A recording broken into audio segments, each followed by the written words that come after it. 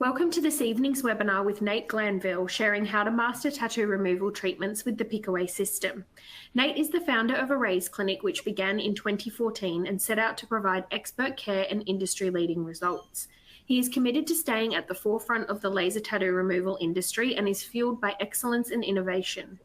As part of this evening's webinar, he will host a Q&A to answer all of your questions. Please add any questions into the Q&A box throughout his presentation and they will be answered at the conclusion. I'll now hand over to Nate to share his expert insights with you. Hey guys, first up, thanks for having me and thanks to everyone tuning in tonight. I'll try and make it as interesting as possible. We'll run through some good laser stuff. I'll just talk you through, for those of you who don't know me, I run Eraze Laser Clinic with my beautiful wife, Georgia Mack, and I'll run you through how we started. So for me, tattoo removal started, I had a tribal armband tattoo. Got it when I was really young. It was sort of just picked it off the wall. There wasn't much to it. When I moved to the Gold Coast, I soon realized it was a very heavily tattooed scene and it just didn't fit in. You couldn't be walking around with a tribal armband. So I really wanted a Chicano sleeve, so a black and gray Chicano sleeve over the whole arm, but having a tribal armband right in the center of the arm was just prime real estate and it couldn't be worked in with that sort of tattoo. So all the tattooists I approached, they all said it couldn't be done. And back then, I'd never heard of tattoo removal. No one I knew had it, I hadn't seen it. This is before, I guess, Insta and stuff like that. There wasn't much on social media. So I was kind of thought I was stuck with it. But the tattooist actually recommended a guy he was using. And I did a little bit of research and tried to find like a local clinic and that sort of thing, but there wasn't much out there.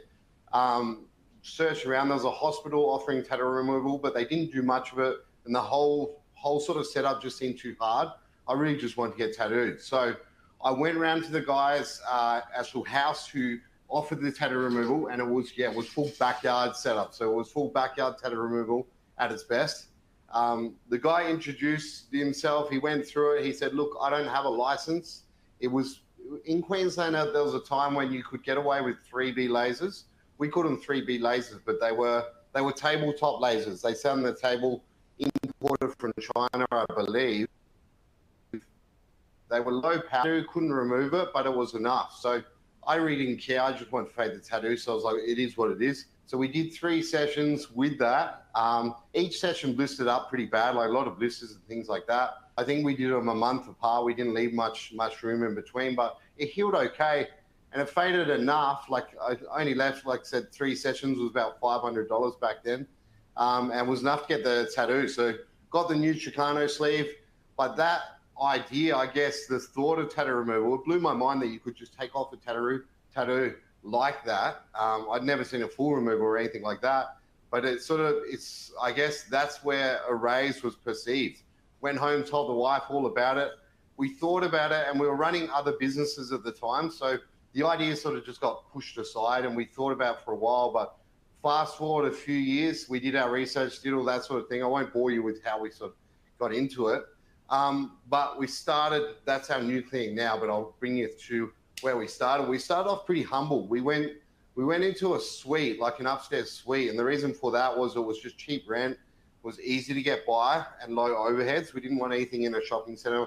We were new to the industry. My wife had a beauty background, like Georgia had a beauty background. I was from total different industry. So it was all like pretty foreign to me. And this was the setup, like on the right, that's pretty funny now when you look at it, but that was our setup. We went in with we had the Korean cooler and then we bought a Korean laser, right? We did a fair bit of research. We'd never even seen an articulated arm laser. So we were pretty proud with this new setup. It was within our budget. And Mark, who sold it to us, the salesman, he was actually really helpful. He, like I did my licensing, but back then there wasn't the sort of training I guess you guys are getting now. Tattoo removal was new, so most people hadn't fully removed a tattoo removal that were training you. So Mark sort of talked me through lasers, how to understand what they do and the ins and outs. So like learned a lot from someone like that. Someone like that's very important when you're first starting out. But it was only a 532 and a 1064 laser, which got us going, it got us moving. We kind of thought like, yeah, there is color tattoos, but most is going to be black. And we were kind of told that sort of 1064 will fade colors a little bit. And then as we got into it, we realized that 1064 doesn't fade colors much. 532 does reds, yeah, but when you need to do colors and you're working with just a 532 1064, it's challenging. You can't really take on those color pieces. So we were saying no to a lot of work. And then the other issue we were having, it was 5 to 40 nanoseconds. I don't know exactly how you would call that laser, what pulse width it was, but it was definitely very thermal. And with thermal, as you increase energy or when you lean on the laser a little bit to try and get the good fades out of it, you increase risk of blistering, swelling, all those sort of things. Well, blistering is the main one. So we're getting quite a bit of blistering as we started to, I guess, lean on it. When you're a new clinic and you don't have before and afters, you're trying to produce the best before and afters and the quickest before and afters. Everyone wants their tattoo removal fast. So you kind of start to push it a little bit. So we learned skin response very quickly and what not to do and things like that with that laser.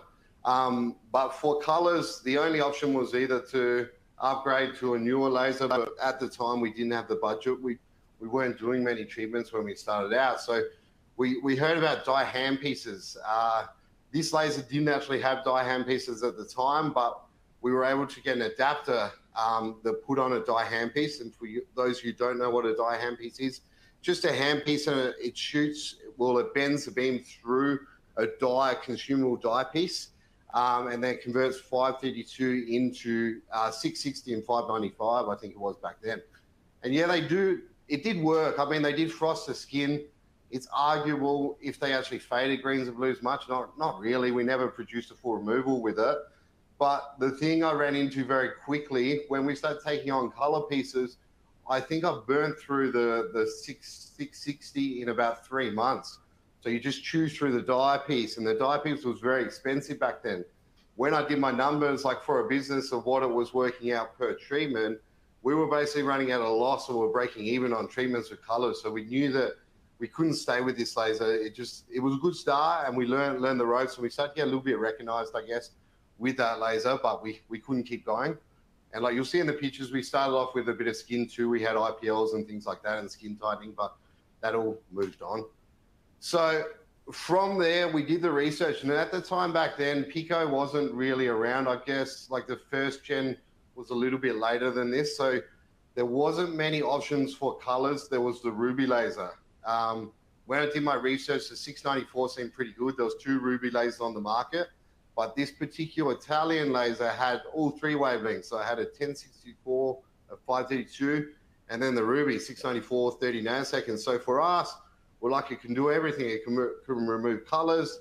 It's a solid 6 nanosecond Italian laser. We were seeing clinics over in the States using it that were producing really good results. So that was one of the main reasons I steered towards this laser. And when we purchased it, the first thing I noticed, a solid 6 nanosecond from a good quality laser sounds a lot different than say like an import Korean laser that's 5 to 40 nanoseconds. It's way more acoustic. The snap is there, and it faded different straight away. So we were stoked. Like we could see the difference. The fades were better with better fading. We had better advertising, better marketing. People were coming to us for this laser, and we could treat colors, right? So it was a big thing for us. We're taking on a lot of color pieces. Soon realized the issue is the 694, it's good on light skin. So skin type 1 to 3. Once you start pushing past that, you start going into hypopigmentation territory. Not great for anything tan. And the other issue is it's very, very slow. They run at like 2 hertz to maximum 3 hertz. But as you increase your energy, the hertz slow down. So like we were taking on some bigger pieces. Say you're doing a sleeve. I'm someone who treats all colors, like all colors individually. I treat my blacks individually, reds individual, and so on. So to do a full sleeve running at, you guys all treat, I'm guessing. So running at 2 hertz a second. And then I think when you're actually pushing the power up, when you're faded with this laser, we were down to 1 hertz. And pushing 1 hertz a second is a very, very long treatment. We had people lined up in the waiting area.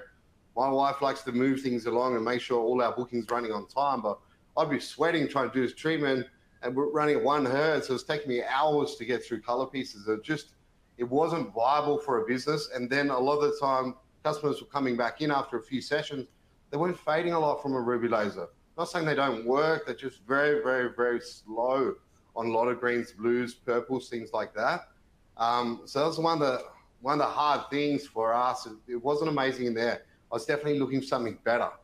Okay, and then what happened, I noticed with nanosecond technology, I love this laser and I've produced a lot of good, clean, full removals, and you'll see it in our gallery, but with heavily saturated tattoos or tattoos that are very deep, we were finding they would fade really good on the first early sessions. Nano kind of runs at the start, but as you get into your later sessions, they become quite faded. You start upping energy, you'll push down to the smaller spot sizes. You start to realize tattoos aren't fading very well. And sometimes we were getting up there in the sessions, I don't know whether it was 10 plus sessions, comparing images, and they were hardly fading, even though we were pushing sometimes the gaps out to 3 months, in 4 or 5 months gap to get maximum fading, they still weren't fading. So like we were worried that we're not going to produce full removals on a lot of tattoos with this laser. Nothing I seemed to do, changing energy, going back to big spot size, it just wasn't working.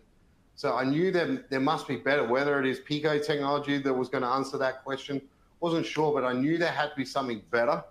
So at the time, overseas, I'd read clinical studies on fractional lasers in conjunction with full removal treatments. So using the handpiece first and then using a fractional laser after, or some clinics were actually using fractional before, then throwing the 1064 on top, right? What I've seen is it gives better healing. The reason for this nanocrate generates a lot of heat in the skin, and you can get blistering after when you're working at those higher energies, or if you're leaning on the laser, which I used to do a little bit just to push fades, depending on where it is on the body. So no one wants blistering. We all don't want blisterings. Customer doesn't want blisterings. Not easy to look after. So I knew that the fractional handpiece actually pierces the skin. It creates channels and it allows heat to escape. So by doing so, we're going to give a better fade. But also what I was reading is possibly the collagen stimulation or the fractional laser is getting more depth out of it, and that will create more fading. So this particular laser, the Italian laser at the time, this was before anyone was doing fractional with these lasers. We spoke to the manufacturer and they just released a fractional handpiece, but it was for skin rejuvenation, not tattoo removal. So I asked them whether we could adapt it to our laser, and they actually made up a connection for our laser, changed the software. And I started putting it in before or after tattoo removal. And what I found that it was definitely increasing the fading. Those deep tattoos that I was struggling with, I was starting to make progress. And we're actually starting to get some full removals by adding the fractional laser in. For me, I used to add it in last. I found if you add a fractional laser working at 1064 nanometer first, it frosts the ink, and then you put a full pass over the top. The response wasn't the same. I didn't like it. And those fractional lasers actually pierce the skin on the nano. So it's not like the PicoWay. We'll talk about that fractional later. It's not like that. It actually pierces the skin. If you turn it up to the right power, you can just pierce the skin, get a little bit of pinpoint bleeding. That allows heat to escape and you don't get blistering.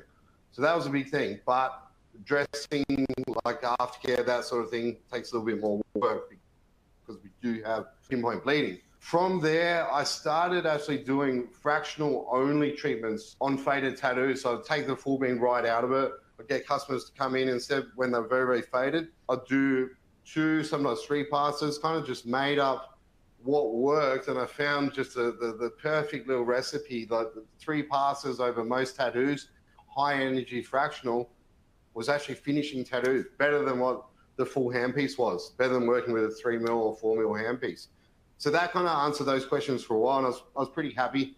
But as time went on, I guess marketing came out. Everyone's talking about Pico lasers. All the good clinics, all the bigger clinics around the world are starting to use Pico lasers. Everyone's kind of talking, everyone's asking, we're getting a lot of inquiries, do you use Pico? When you say no and you say check the results, some people just still, they won't come to you because they want Pico. They hear Pico, it's the best there is. So we were kind of forced to. We kind of felt like we don't want to, but we have to, marketing wise, we have to stay with the top clinics if we want to stay in that top, whatever it is, 5% around the world or whatever we're in. We have to go with Pico. But I thought, all right, I'm going to actually keep my nano laser and I'm going to use Pico as well. Now, from here it was a very hard choice. The the first generation of Pico lasers was this first 755, which we all know what that is. The issue I seen with that one is the low energy. So it was like 165 to 200 millijoules from memory, right? We were working with a 1 joule nano system. So for me, like, it seemed so low. I know it was Pico energy, so it's different. You can't compare them. But we were finding we were getting a lot of clients in that it had the promises from these Pico lasers, the first gen, I'm not talking PicoWay, first gen, that were fading at first, but then they were coming to a standstill. They were getting up high in the treatments and they weren't doing anything. And some clinics were actually sending them to us to finish them off that actually had this first generation 755. So for me, it just didn't make sense. And then it's predominantly a 755, a straight 755 laser. They added the 1064 and the 532 handpieces. But you've got to look at the fact that it's a 200 millijoule laser. As soon as you bend 755 into 532, what's going to happen? We're left with virtually no energy, and we're pushed down, I believe they're like a 1.5 or 2 mil handpiece in a 532 and a 1064, which for tattoo removal, it doesn't work. There's no penetration, especially on a deep black tattoo, trying to work at those handpieces with no power. So for me, that one didn't make sense at all. I then looked at, I guess I was looking at everyone really. I was looking at all the specs of all the different lasers coming out. I was following everyone's Instagram. I was looking at everyone's before and after. And for me, it came down to, I guess, not just marketing and looking at specs. I wanted to see a single clinic that had produced, say, a handful, let's say 10 before and afters, clean before and afters of deep tattoos with that picosecond laser, to know that it can actually produce that. Because the old 755, probably 2-3 years into it, 5 years into it, most clinics were still using the manufacturer's before and after images, which is a worry, because you think, why aren't they producing their own before and afters after working with it for this long? So for me, that didn't make sense. Now, the other choice was the Italian laser I was with. They had a Pico, and I did like their technology. So I was thinking of upgrading, going with that. The issue there was they kept the ruby laser. So they went Pico with their 532, 1064, but they kept the ruby laser at 30 nanosecond. And for me, I was working with that for, I think we had it for 4 years. And the ruby laser just didn't make sense for me. There was no doubt that the first generation, okay, not PicoWay, the first generation 755 was better on blues and greens. There was no argument. They were producing way better color removals. And I wanted to have a laser that could do that sort of thing. So it was either keep my nano laser, upgrade to the old 755, have 2 lasers, but then I'm running two lasers and it doesn't fix the problem with the 1064 in the nano slowing down up top and not being able to produce those full removals. The fractional helped, but it still didn't really, it didn't on some tattoos produce what I was looking for. All right, so then I looked at PicoWay. PicoWay, I guess we were looking at PicoWay for a very, very long time. We went to a couple of their seminars. We spoke to their sales reps, Vera at the time, and had a lot of different conversations. But my worry was the PicoWay being 400 millijoules, so it's a lot more powerful than the first generation of Pico lasers, which is great. But I still was thinking, we've got a 1 joule nano that's going backwards. There's not going to be enough power, and I was worried that on full removals, when you're working with deep ink, we were going to be pushed down to a tiny spot size, whether it be 3 mil, 2 mil, things like that, and would run out of energy. I thought, yeah, it's going to be great down low, and it may be good on colors, but it's going to struggle up top, and that's not going to fix the problem. So I did heaps of different research, and I looked at a lot of different clinics, and there was a few clinics overseas that were producing some amazing results with this PicoWay laser, and they'd had nano before. So I was watching their full removals come through, and they were generating a lot of full removals, very, very clean. If you zoomed up on skin, the skin looked good. So I contacted like one of these overseas that I was really following, and he was actually nice enough to give me a lot of good information on it, and he had nothing bad to say about it. Pretty much everything was good. He fixed my worry that you run out of energy. He said he never ran out of energy. He was never pushed down to a small spot size.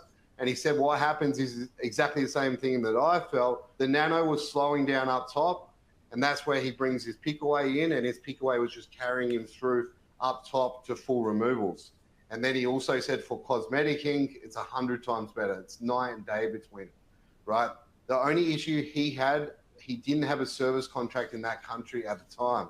So he was paying for all his repairs. And as we know, Pico lasers, they are quite fragile. They are quite expensive to fix. So contact Candela, and they answered that question straight away, that they had a service contract available, a yearly service contract. Now, the number seems pretty high when you first look at that number. I guess a lot of you guys are already paying that, so you know what it is. But you do your numbers as a business, and when you know that for the whole year, you've got a certain number that's going to cost you to service your laser, to keep it up to spec at all times, all the repairs, everything included, it just makes sense. Like, when you're pushing a laser hard all day, every day, mirrors wear out, things go wrong, stuff like that. So you've got to have a good service team. That's the most important thing for us. So that answers my question straight away. But the final, like the cherry on top, is right as we were inquiring, the 730 nanometer came out. And I looked at all the clinical studies on the 730, and the pulse width of, what was it, 250 picosecond on a 730, and what it was doing to blues and greens, we couldn't believe it. It kind of was everything we've been looking for. I was a little bit concerned that it still ran a handpiece, and I thought it was a dye handpiece in between, but I was quickly told that it's a crystal in between, so it's not a dye piece. It's not going to be consumable and run out. Like, we did thousands of shots on thousands. It's always good. So there was no problems there. So that answered the question, and we purchased our PicoWay, and that was the best thing we ever did for our business. It was an easy changeover coming from like the Italian laser over to the Pico. I kept our Italian laser at first because my original plan was, I'd heard studies on nano for the first sessions. It kind of primes the ink, you get a better fade, then you throw Pico in later on. So we trialed that for a fair while. We kept our nano in the other room. We were using both of them, and we were trying that theory. But what I found is that the Pico was really doing well on early sessions. Like, when it was very comparable, if not better in a lot of cases. Healing was better. We weren't getting blistering. We weren't using a fractional laser after to try and let the heat out. So there was less downtime, and it was just a nicer pulse to work with. So I kept them both for a while just to try that theory. I'm not saying it doesn't work. It does work for some people, and it may be different on different Pico pulses. I'm only saying this with PicoWay mixed with the Italian laser might be different on the others. But for me, it wasn't worth keeping both lasers. So like the PicoWay just answered all my questions. Everyone was happy with it. We got so many more inquiries from just having Pico, like exactly what I hoped would happen. And it's just so much nicer to work with. And so they're just the specs on there. Like, before I buy a laser, I always look at the specs and what they do. Like 400 millijoules, and then we're 450 picoseconds, which was very, very low compared to the first generation. Like, we're talking about 755 before.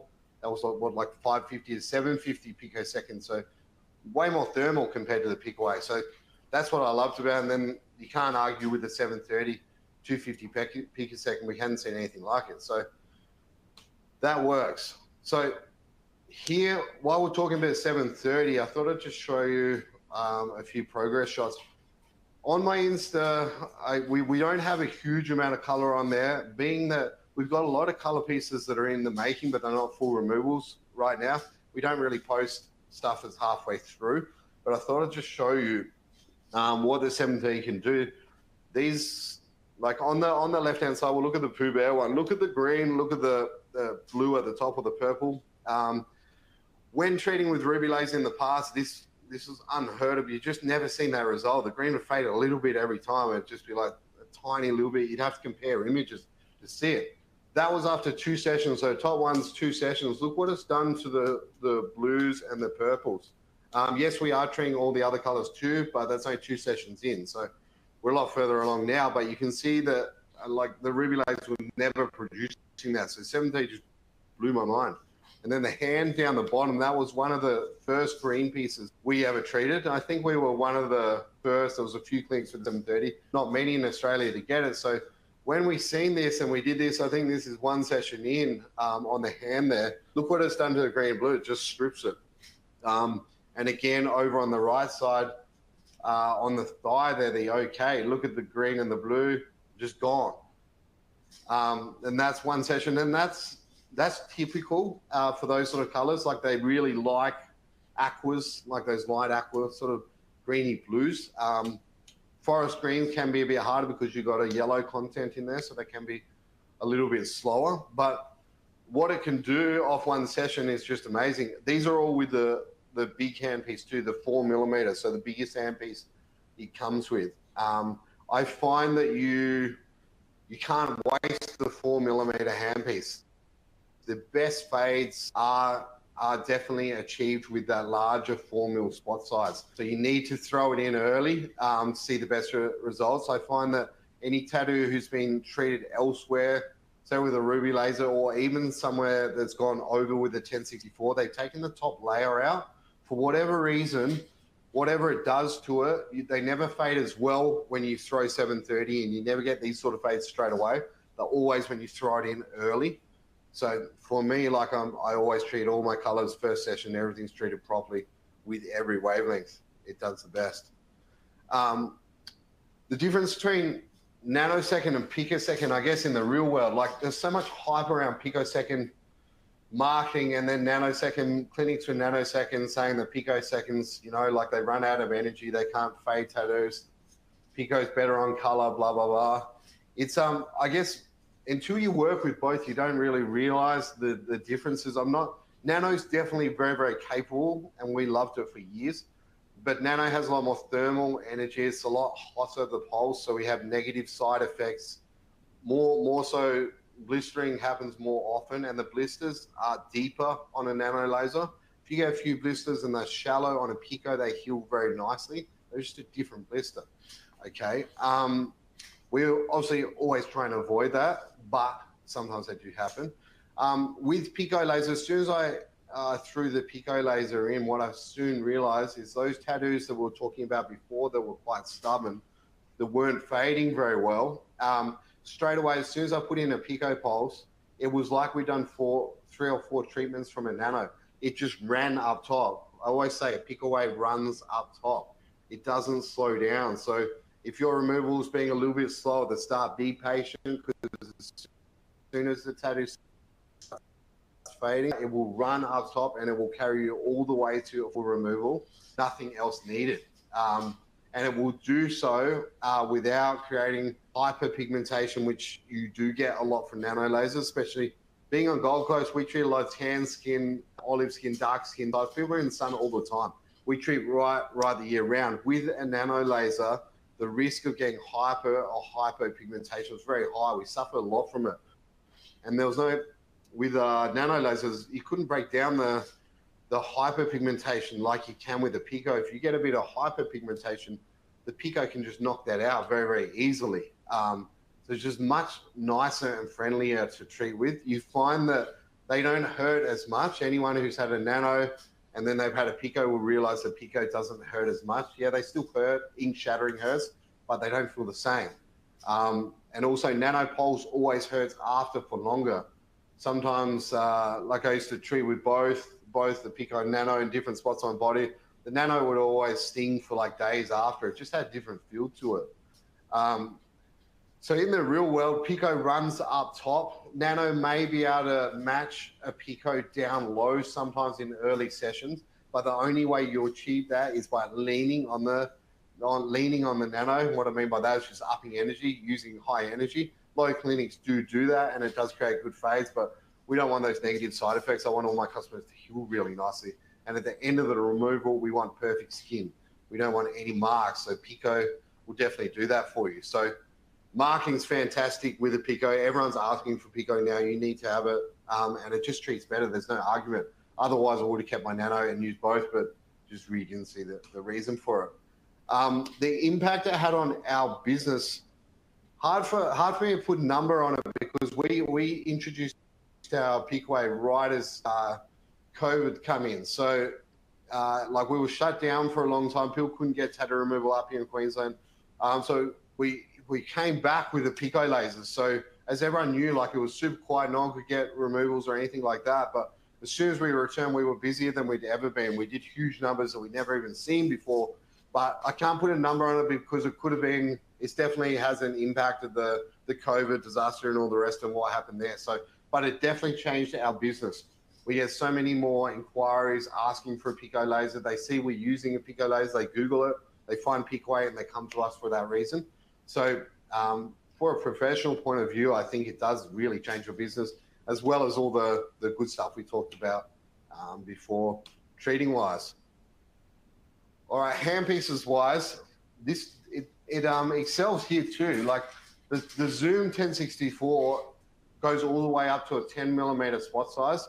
And those big spot sizes are just, there's nothing better than using like bigger spot sizes for tattoo removal. Like in early sessions, they do such a better job and they're much more gentle on the skin. Personally, I don't use 10 mil much. I usually use somewhere between about 7 and 8 mil on my early sessions. But I try and push my largest spot sizes as long as possible. I'll only go down to small spot sizes if I'm forced to, because I just don't, I would prefer to, if I can produce a full removal out of big spot sizes, I'll do it every time. The skin always looks nicer healed, less risk of side effects, and it's just a better way to treat. For me anyway, that's how I treat. I didn't purchase my PicoWay with the 785. The 730 had just come out, so we made a choice between the two of them. So I've always run the 730. I don't feel like I guess I need the 785. It may be better on forest greens and stuff like that. I don't use it, so I couldn't tell you too much about it. But the 730 for me, it's one of the best handpieces. You can do so much with it, as well as everyone who treats skin would know how good it is on those darker skin types and what you can get away with. The 730 on colors, we treat like olive skins, like really tan, dark skins with the 730, blues, greens, all those sort of colors that you would never think you could treat colors on, and they fade well and they don't get hypo. As long as they're good afterwards, we coach them through. They treat really well. It blew my mind that you can actually treat some of these dark skins with a 730. I think just the 250 picosecond pulse makes all the difference. It's like you realize when you start working with these low number pulse widths, how much better they are than the high numbers. So for me, I love that. With the Resolve 532, one of my favorite handpieces too. Use it all the time for skin rejuvenation, but sorry, I skipped one, but the Resolve 532 I don't have, sorry. The Resolve Fusion is what we're talking about, the 532. Now, use it for skin all the time, but off-label, the 532 Fusion is very, very capable for tattoo removal, all right? I learned this back when we were using fractional lasers with the 1064, that you can finish tattoos with it, that sort of thing. The reason I use Resolve Fusion for tattoo removal is on dark skins, like skin types 4s, things like that, tan skins where you wouldn't want to put a zoom, I guess, even like a 4 millimeter zoom, lowest energy, sometimes they still hypo from this. You find if you move to Resolve Fusion, you're very gentle with the Resolve Fusion, you can actually start to treat these tan skin reds without getting hypopigmentation, just being in that fractional mode and the donut in the middle.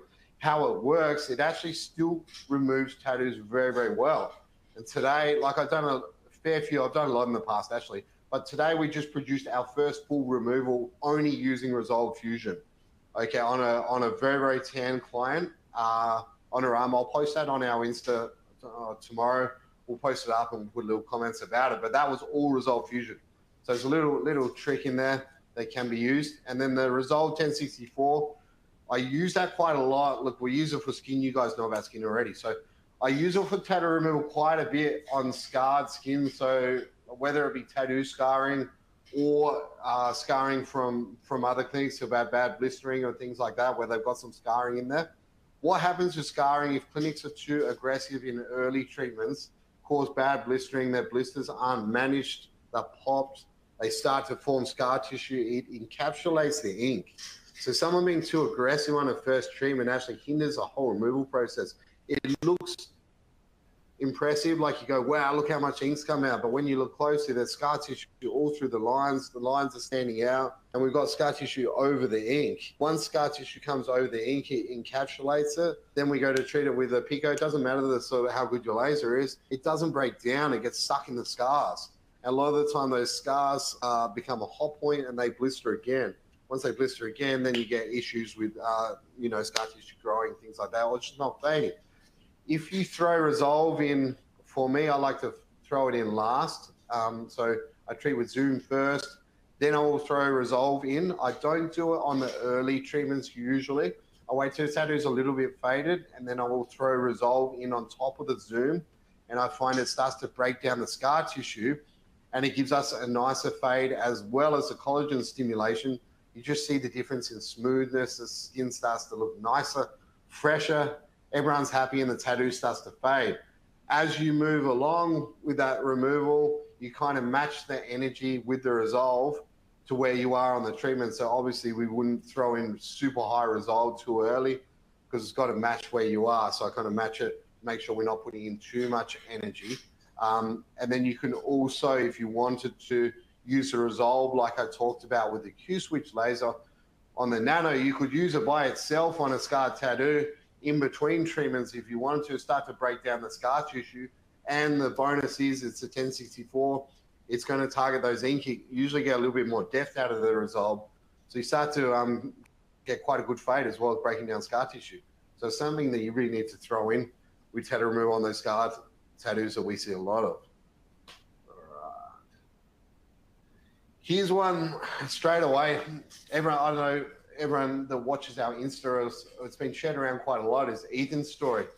Ethan's probably one of the heaviest tattoo removals that we've encountered. We've done heaps of face tattoos and we always have, but when Ethan came in, this was different. This was heavily saturated. You look at the right side, it was so much thick line work underneath. Then Ethan put the blackout over the top, and then he added some whites into there. There's a lot of white work on top of the blacks, which causes issues.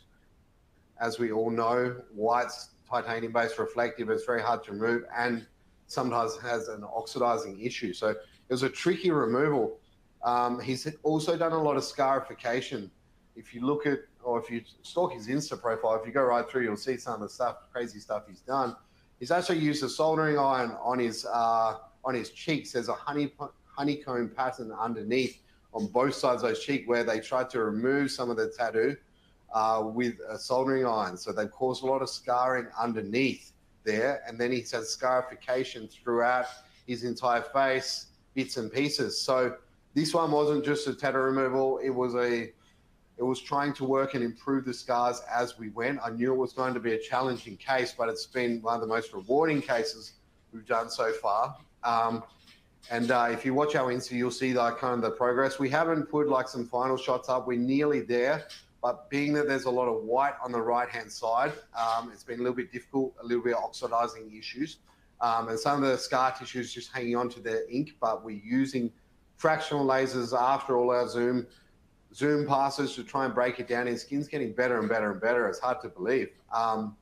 If you look at the bottom photo, the second one in, you'll see the left-hand side is the untreated. That's a nice fresh skin that's nearly clear. That's had so much Zoom Resolve over the top that it's like glowing. All his pores are shrank. He's looking good, looking beautiful. But the right side had just been treated. So if you look carefully, you might have to zoom that picture up. But look at all the bruising and things like that. When you're treating your last treatments and someone's so faded like that, you do get a lot of bruising on the skin. You get a lot of erythema. It's not scarring. It's not bleeding under there. It's just erythema. Pico lasers generate lots of energy. They look a little bit harsh the day after, but give it 3, 4, 5 days and he's looking good again. And then I think we're about 10 sessions in on Ethan so far, and we're very, very close. The nose is cleared, forehead nearly cleared, and left side's pretty much clear. So looking forward to producing that full removal, which shouldn't be too far away. And then I'll just take through a few of our before and afters. Like I said, we do a lot of face tats. Every ink's so different. Everyone always asks us how many sessions it's going to take to remove tattoo. How many is mine going to take? And everyone looks on your before and afters. They find one similar to theirs, and they pretty much add up their own sessions of what it's going to take. Is mine going to be 5? Is mine going to be 6? Everyone hopes for the best, but it's just like you just can't tell. Some inks just come out really good. Like on the left-hand side, Corey, that was pretty thick black ink, but it lifted really, really well along that jawline. That was 5 sessions to a complete removal, which is rare. And like I never tell a customer that it's going to take 5 sessions because it's very, very rare. A lot of the time it goes out well beyond that, but it was just one of those lucky cases. The ink was right. We could push it pretty hard at a certain rate, and we did well. The skin came out perfect. On the right side, that Mike Tyson tat, the big story to that one, that is actually a night out in Bangkok. He actually woke up with his tattoo, literally, after a big night. He's not the sort of person that wanted a Mike Tyson tat, obviously. So we pushed this pretty hard, close together. The sessions were quite close, like 8 weeks apart for a fair while, because he wanted it off. But 12 sessions later, we threw in a lot of resolve towards the later sessions just to try and clean up the skin because there was quite a bit of scarring underneath just from when that tattoo was applied. But if you look pretty closely, these aren't edited, there's no filters. That's pretty much, your skin's better than that now. It's pretty much come back to perfect. So that was Pico, and just persistence came out like it was never there. So it's kind of cool doing these face tattoo removals, just rewarding, seeing the change in people, being able to watch it happen. On the left-hand side, it doesn't look like it, but that's actually very dark, a dark sort of olive skin. It's just the light makes it look a little light, but that was a full 3/4 sleeve with the chest piece on there. That's, you can look at the sort of result that the PicoWay can produce. No scarring whatsoever, no pigment lost. Everything was perfect. It looks like he's never had a sleeve on there. So like, to be able to produce that sort of work now with the Pico lasers that we got, it's just amazing. It's life-changing to be able to do that. It looks like you can look up close and you just can't find anything. And then the one on the right, anyone who knows me knows that's my tattoo. So that was a Chicano sleeve that we spoke about back in the start that I wanted to get, I was dying to get. Look, I had it 5 years. I loved it. Styles were changing, tattoos were getting better, and I was looking to get more tattoos and just didn't want this mismatched tattoo. My wife didn't like this tattoo. Obviously, if you look close, you'll see why. She didn't like what was on my arm. So I had to go. For a business point of view, we thought if we we're still learning at that stage too, so we wanted to, I guess, learn the ropes, learn what worked, what didn't work. We tried a lot of wrong things on my arm to see different techniques, but my arm came out really good, actually. I healed really nicely, luckily enough.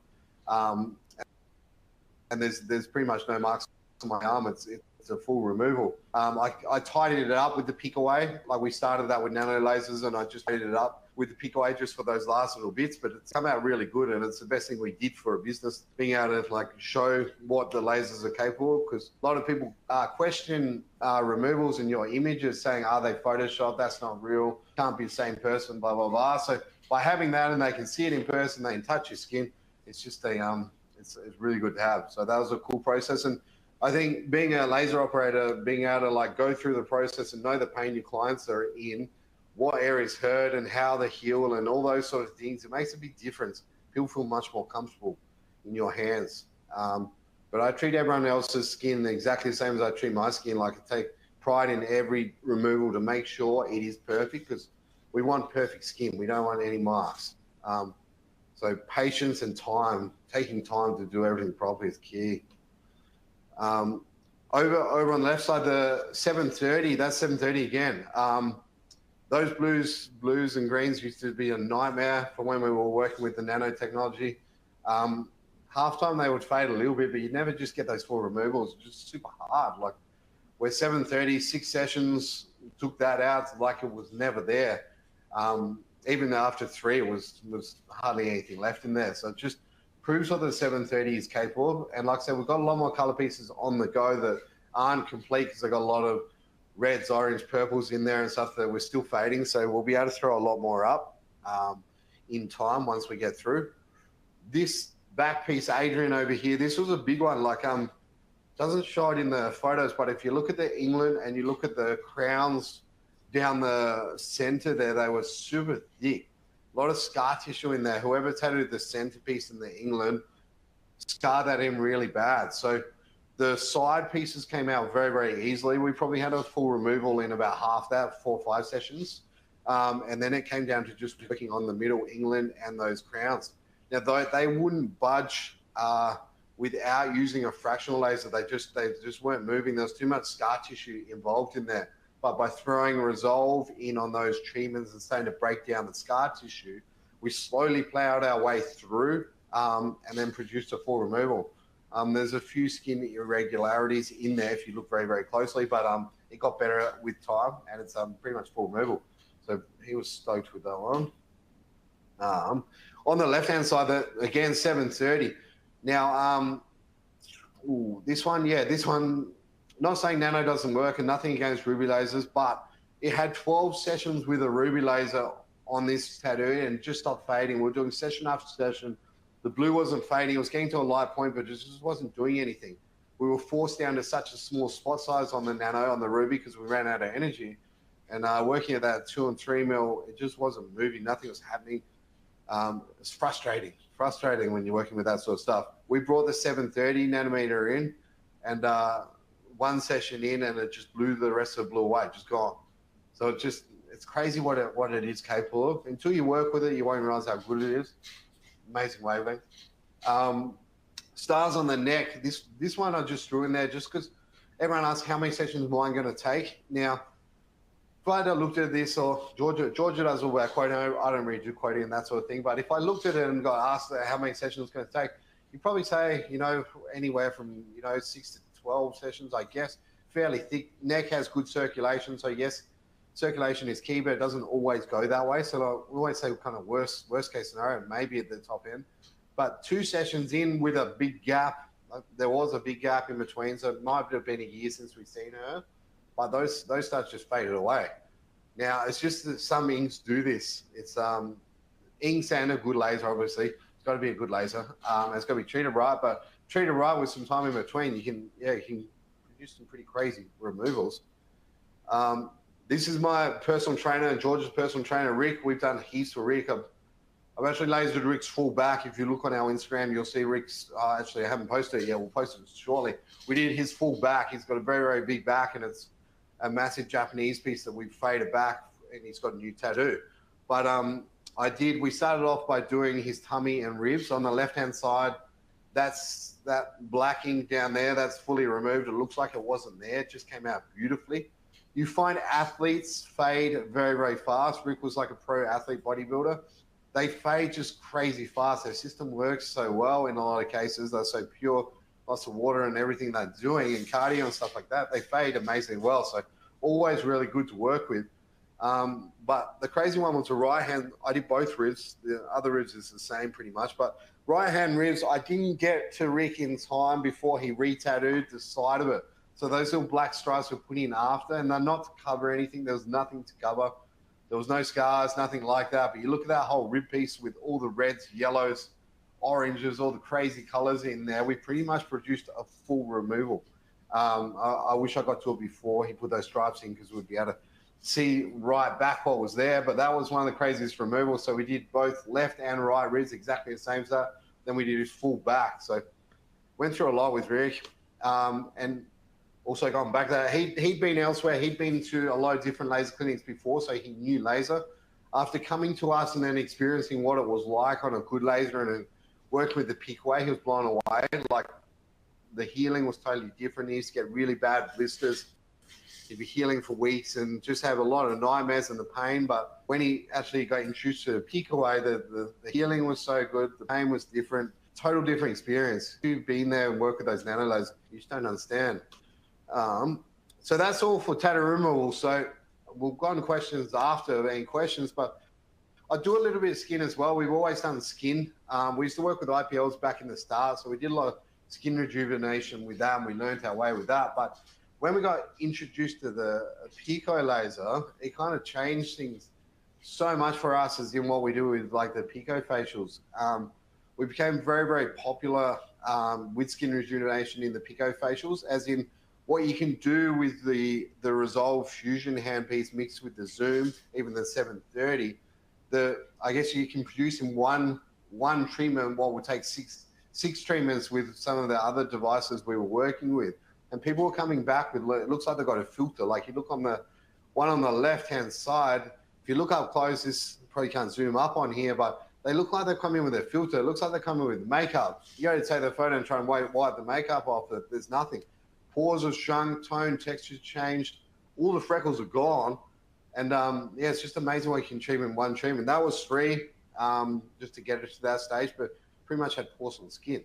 And same with the right-hand side. If you zoom up on those pictures, you'll see like how the skin tone textures change as well as the pigment. So people even who don't have pigment anymore come in regularly. They get the pico facials because they like the brightness, the tone texture change. People see the change. They ask them what they've got. They send their friends in. They send their family in. So it's one of those treatments that like just the recommendations are crazy from it. Same thing on the left-hand side.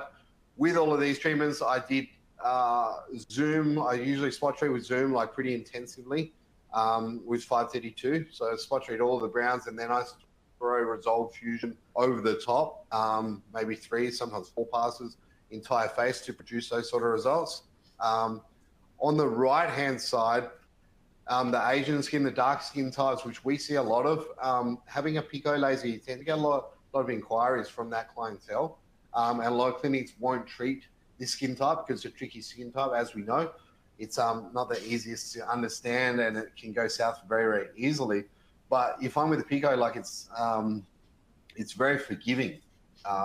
So like with this one on the right, I use 730 nanometer to take out like all the freckles around the eye, under the cheeks, and then also straight over the top with the Resolve Fusion, lower energy, but you find you can use your Resolve Fusion even on these darker skin types, and I've never had hypo issues or anything from Resolve Fusion.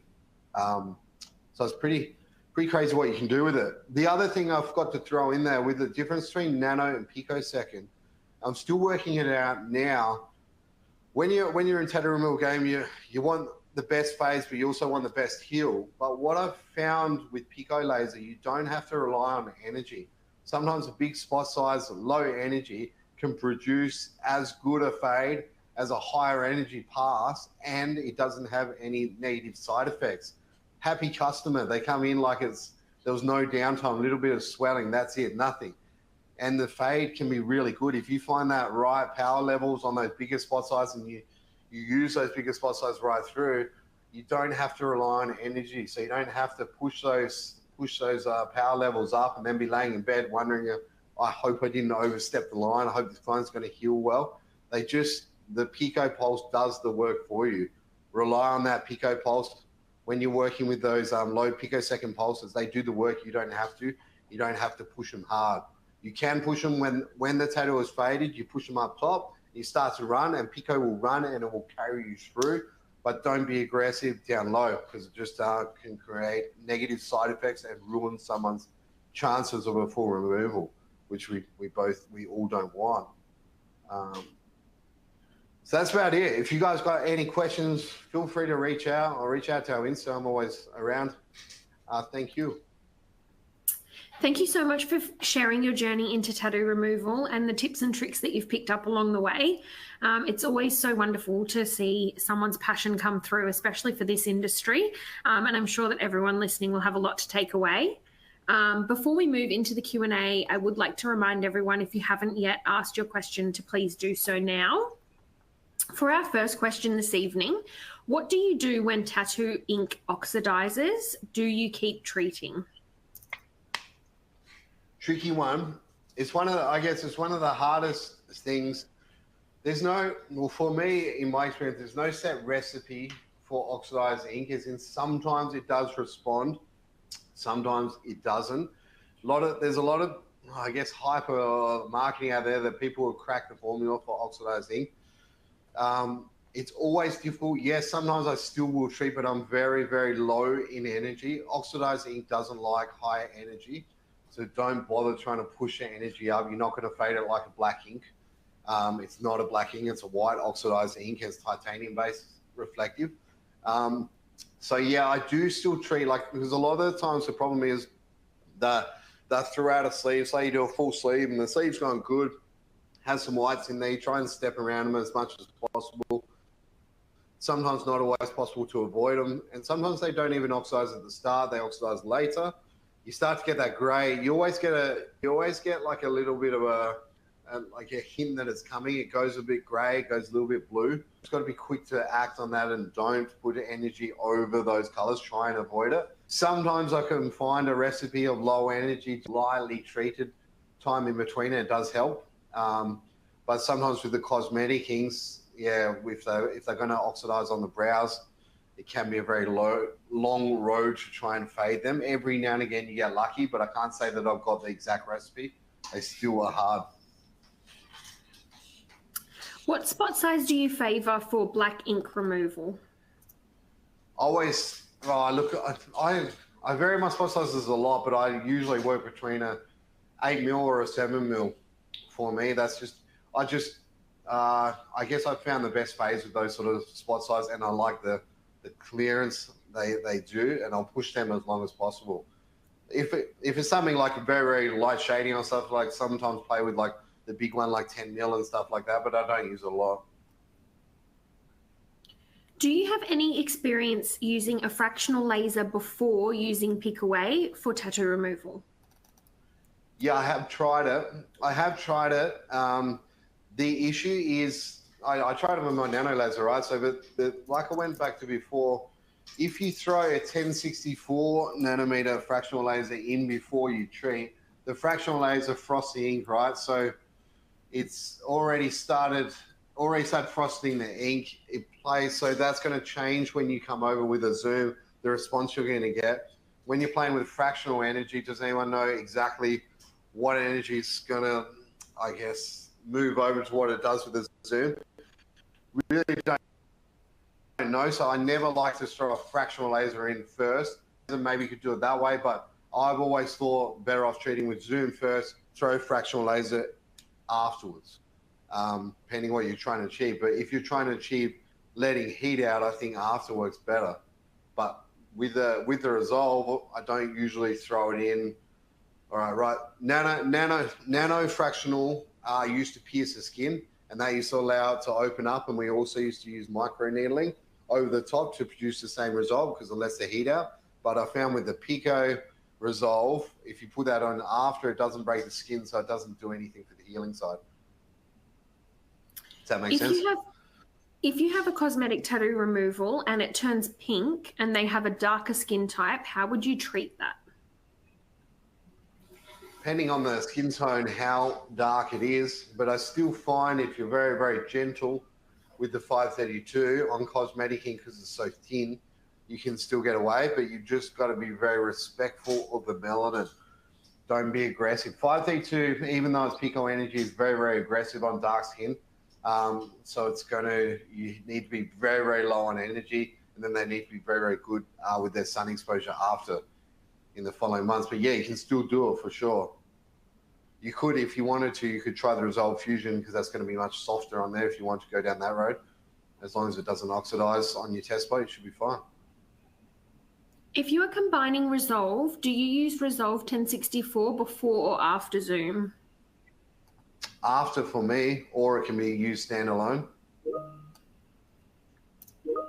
Would you ever use Resolve 532 or Fusion? Yeah, like I said earlier, I do use Resolve 532 Fusion, and we produced our first full removal with Resolve 532 Fusion on a red butterfly on a very, very tan girl that I'll hopefully post it tomorrow on our Insta. You'll be able to check it out. But that was there was no zoom in there. It was just straight Resolve Fusion. So yes, it can remove tattoos. How do you treat tattoos on mucous membranes, such as the inner lips? I don't really treat inner lips. 532, not that we can't. Just with the nano laser in the past, we had a few oxidized situations, so we don't treat the red on lips for that reason. Inside the lips, if it's just normal tattoos, a lot of lettering and stuff like that inside the lips, they treat perfectly and they heal really good. So no different to any other tattoo. Do you use tattoo removal patches?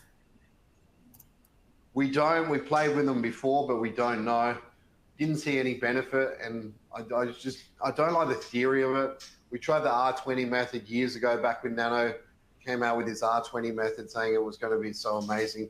with the 3 to 4 passes, but everything we did was negative. It just didn't show any better passes. So no, I wasn't in the patches. What tattoos would you use multiple passes for? Multiple passes, I don't do multiple passes. I touch up a lot. I mean, I might overlap quite a bit, but that's only to make sure everything's responded. But I never do multiple passes unless I'm using the Resolve. If I'm using Resolve or Resolve Fusion, yes, I do multiple passes. That's all we have time for this evening. I want to thank Nate again for sharing all of his experience with us, and I want to thank you all for joining us. Good evening, everyone. Thanks, guys.